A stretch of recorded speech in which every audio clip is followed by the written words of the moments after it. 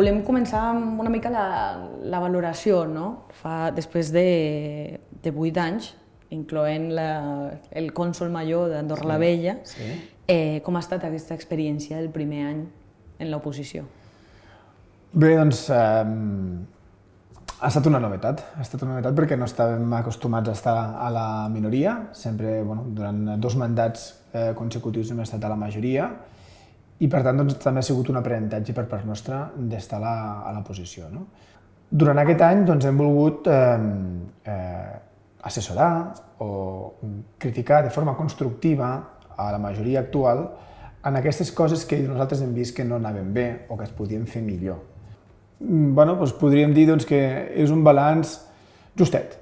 És un balanç justet per què? Doncs perquè molts dels projectes han patit un retard, i em refereixo particularment a un projecte que tenim aquí dalt, que és la reforma de la plaça del Poble, que nosaltres ja tenim un projecte molt avançat amb l'equip d'arquitectes, que ja havíem fet una recollida de dades prop de la ciutadania, de les associacions culturals, per recollir quines eren les necessitats que havia de tenir el projecte perquè fos una plaça molt més amable, més de retrobament social, més de comunitat. Tot això ja ho teníem. I ells, tot just, es va licitar el projecte la setmana passada, amb la qual cosa ja els hi vam dir en Consell de Comú, és que s'ha perdut un any, perquè el projecte ja estava totalment preparat per poder sortir. Aquest és un exemple, però també podríem citar un altre exemple, com per exemple l'edifici d'habitatges de preu assequible del Cedre. Allò també era un projecte que teníem bastant avançat i que per motius X la corporació actual també ha demorat. Bé, ha demorat, ara ja sabem el per què, i és que fins que el govern no els ha donat un cop de mà, en el sentit que el govern és qui pagarà l'obra finalment, ells no han mogut un dit i no han posat en marxa aquest projecte que ja teníem preparat. Quines accions proposàveu vosaltres des de la minoria perquè el projecte ja estava com a tal sobre la taula i perquè la majoria d'ara digués no, prescindim d'aquesta part i encetem un de zeros? Quines accions concretes proposàveu? A diferència del projecte que ja... El de la plaça del Poble? Nosaltres proposàvem licitar el concurs ja, si és que el projecte ja el teníem fet. L'equip d'arquitectes ja va deixar preparat un concurs que l'endemà de les eleccions l'equip actual hagués pogut agafar aquest projecte, posar-ho sobre la taula i vinga, senyors, empreses, presenteu-vos en aquest projecte.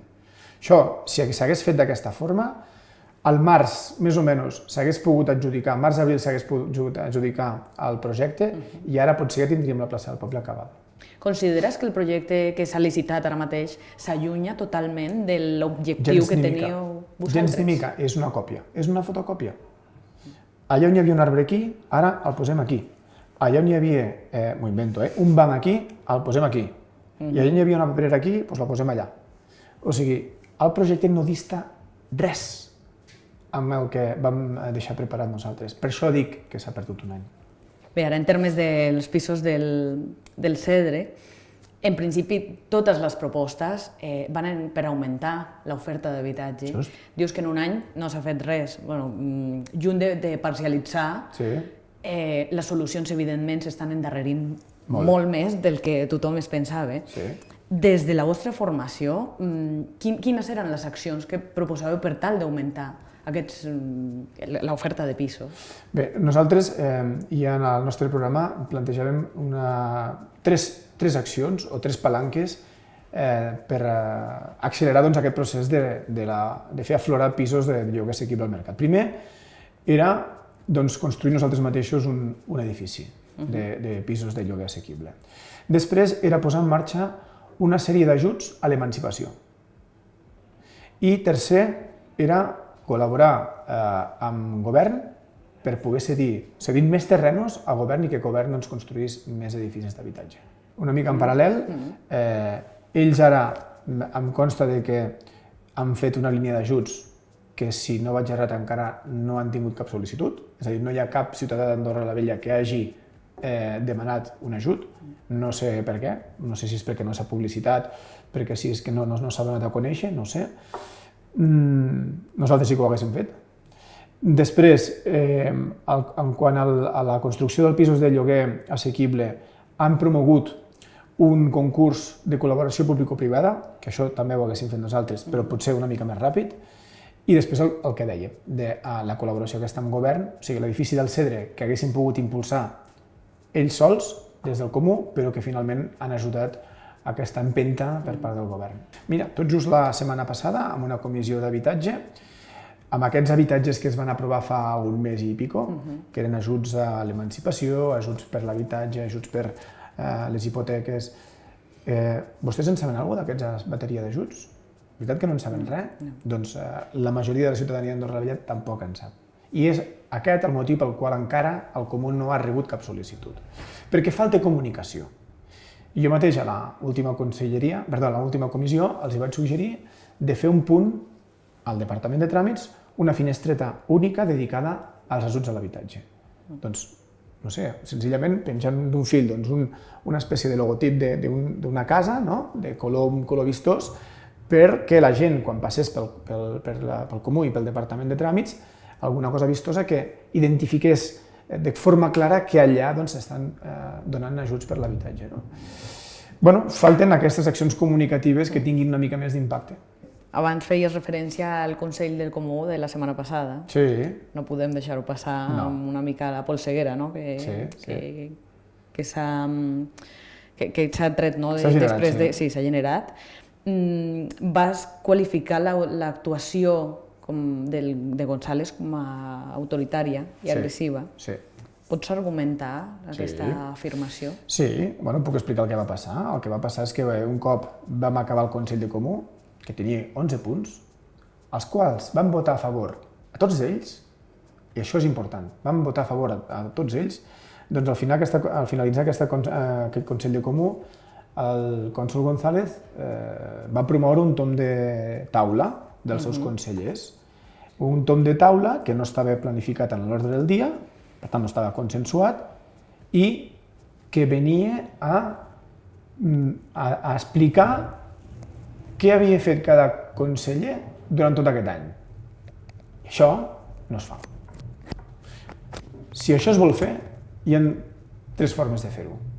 O bé es convoca una reunió de poble i el grup, en aquest cas el Comú, explica què s'ha fet, o bé es convoca una reunió amb la seva militància i s'explica el que s'ha fet, o bé es convoca una reunió amb la premsa i s'explica el que s'ha fet.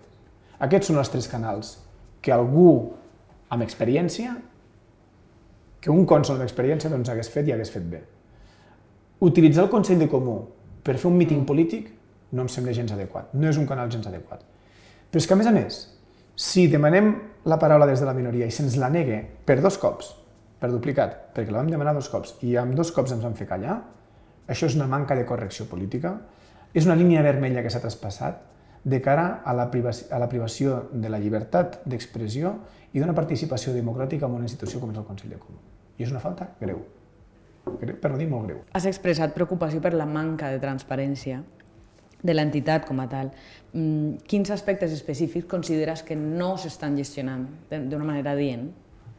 Bé, manca de transparència, no he criticat tant una manca de transparència. Jo, bàsicament, el que penso és que hi ha hagut, per part del cònsol, uns vaivens, no sé com es diu, vaivens constants. Jo vull recordar que quan el cònsol estava a l'oposició no li agradaven gens els fons de la rotonda. Jo vull recordar que quan el cònsol estava a l'oposició va fer una recollida de firmes en contra de la targeta PK.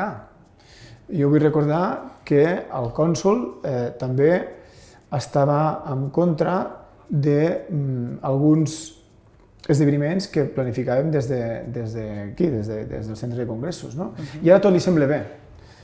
El Cedre, els pisos del Cedre, ell estava en contra de que féssim... Perdona, ell estava a favor de que fos el Comú qui invertís plenament, i ara ja no és així, ara ha esperat que sigui el govern qui sufragui tot el cost aquest. Per tant, aquests canvis d'opinió no són dignes d'una autoritat política coherent, no? I aquests canvis de sentit l'únic que fan és marejar la ciutadania. Això és el que he criticat, no tant la falta de transparència, sinó els canvis de parer constants. El moment actual, anem a parlar de la parròquia en si, Andorra la Vella, com descriuries la situació en la que es troba en l'àmbit social, econòmic i polític? Bé, l'àmbit social, primer, penso que és el més sensible ara mateix, i no és tan sols Andorra la Vella, és tot el país, és el tema de l'accés a l'habitatge. Però no tan sols posaria en el mateix context l'accés a l'habitatge, sinó que posaria accés a l'habitatge i poder adquisitiu. Són dues coses que van lligades i que penso que és el problema més greu i al qual s'hauria de trobar solucions el més immediatament possible. Com et deia abans, l'accés a l'habitatge no picarem amb una vareta i ho arreglarem tot, sinó que és una sèrie d'accions les que faran que això es pugui solucionar. Des de la construcció de pisos públics per part del govern fins a també que els comuns tinguin un parc públic d'habitatge, i aquí és una mica la nostra proposta, si haguéssim guanyat les eleccions, era tenir un parc públic propi del comú. D'acord? És una mica era una mica el nostre projecte. A nivell social és aquest, el que s'ha d'arreglar, l'accés a l'habitatge i el poder adquisitiu. Després, a nivell urbanístic, tenim un creixement urbanístic que és bastant desmesurat. Penso que cal posar una mica de seny i trobar quin és l'equilibri que comporta evolució i evolució urbanística o creixement urbanístic. I ara és un moment importantíssim perquè aquest any 2025 serà un any de revisió, de modificació del POUP, del Pla d'Urbanisme de la Parròquia d'Andorra la Vella, i aquí penso que hem de fer una feina molt sèria per avaluar cap a on volem anar com a parròquia, com a país, i d'aquí treure quines són aquestes línies urbanístiques que mereix la parròquia. En termes d'un esdeveniment important, com té la capital, que és la Fira, dues qüestions. Quin balanç fas de l'edició d'enguany i si estàs una mica a favor de que es traslladi, es pongui de lloc la Fira? Mira, la Fira sempre ha sigut un èxit. Cada any ha sigut un èxit i la prova és que cada any hi ha més demandes per part d'expositors i els expositors sempre han anat creixent. Jo el balanç que em faig és, tenint en compte aquest èxit, és que tenim un problema i és que no podrem celebrar la Fira en el lloc on s'està celebrant ara per sempre. Per tant, és un tema de sostenibilitat.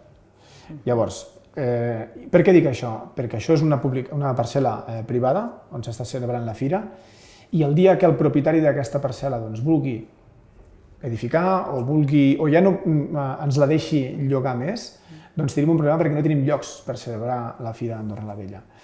Llavors ja fa temps que estic dient que cal anticipació. Cal anticipar-nos perquè, primer, la Fira s'ha de seguir celebrant, és un esdeveniment comercial importantíssim pel país. D'una vegada per totes tenir un recinte multifuncional on es puguin fer aquesta sèrie d'esdeveniments. Parlo de la Fira, perquè és el lloc que és el projecte que ens toca més a prop, però parlo també de concerts. Per no anar massa lluny, recordo que es va anul·lar un concert del David Guetta al Tarter per previsions meteorològiques. Si haguéssim tingut un lloc tancat, un recinte multifuncional, doncs potser sí que haguéssim tingut un pla B per fer aquest concert.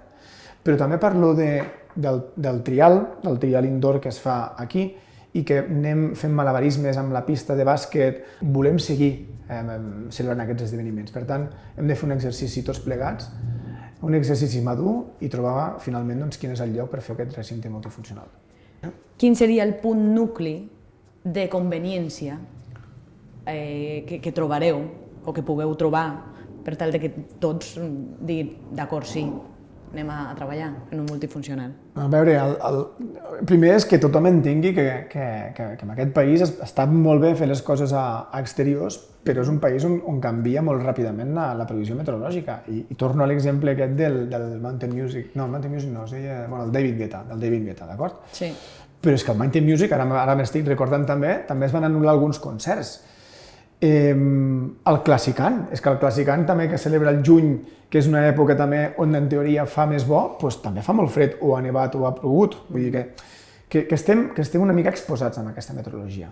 Per tant, el punt comú és que tothom entengui que si volem seguir apostant per aquests esdeveniments, cal un multifuncional. Necessitem aquesta infraestructura, sí o no? I si és que sí, doncs és posar-ho tot sobre la taula, posar quins són els terrenys dels que disposem de titularitat pública i aquí trobar una fórmula perquè es pugui tirar endavant el projecte. Això seria tot. Ja podem acabar aquí. Molt bé. Moltes gràcies. A vosaltres.